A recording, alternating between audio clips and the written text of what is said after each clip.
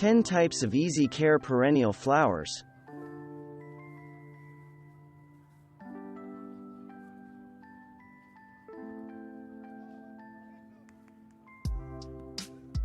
Although native to marshy areas, Liatris spicata is surprisingly drought-tolerant and accepting of all types of soil. It is a tireless bloomer, and the spiky flowers and grassy foliage add definite textural interest to the garden. With its high nectar content and tubular flowers, these plants are also magnets for monarch butterflies during their fall migration. To avoid staking, select a compact or low-growing variety. There was a time not so long ago when coneflowers were called purple coneflowers. Now this extremely rugged prairie plant can be had in almost any color of the rainbow. The originals are still the hardiest, but as horticulturalists keep refining the breeding of the newer varieties, the varieties keep getting hardier and hardier. Coneflowers will bloom all summer with deadheading. Other than deadheading, coneflowers pretty much take care of themselves.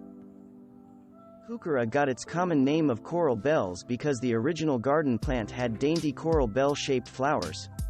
The foliage was nice, but it was the froth of flowers that was the main attraction. Now, coral bells are more often grown for the colorful and variegated leaves, which can be anything from lime green to deep purple with lots of swirls and splotches in the mix. It blooms in late spring or early summer. Despite the small size of the flowers, they are one of the most popular hummingbird plants. Foam flower spreads rapidly but accommodates other plants by going around them. It makes an ideal ground cover, giving 4 seasons of interest when the leaves are still visible above the snow cover. Fuzzy spikes of pink or white flowers shoot out above the maple-shaped leaves. The velvety leaves remain attractive all season. Foam flower will take care of itself if planted in a shady or woodland setting. Globe thistle is one thistle that is not weedy or invasive. It does not require division because, with its long taproot, it does not like to be disturbed. Although it stays in bloom for weeks at a time from early summer to early fall, the beauty does not end there. Globe thistle looks attractive even as it fades, and it makes a great dried flower, almost drying itself. Hostas are extremely low-care perennials. If deer and slugs did not love them so much, they would be almost perfect. Since they do most of their growing early in the season, a few applications of a systemic deer deterrent can greatly lessen the deer damage, and the thicker-leaved varieties are less attractive to slugs. Most do best in partial shade, but the golden leaf varieties can handle a good deal of sun. It grows in USDA hardiness zones 3 through 9. Its purple or white flowers bloom generally in midsummer. This favorite, old-fashioned perennial looks best if left alone. The heavy double blossoms may require some staking if they do not have other plants to lean on, but the single-flowered varieties are usually able to stand tall on their own. The bushy foliage looks attractive all season. Peonies prefer to stay put and do not adjust quickly to being divided. They can be prone to gray mold botrytis, and the foliage should be cut back and disposed of in the fall. There is an incredible number of peony varieties to choose from to suit your garden's look. It grows in USDA hardiness zones 2 through 9 and blooms in late spring or early summer with pink, white, red, or yellow flowers.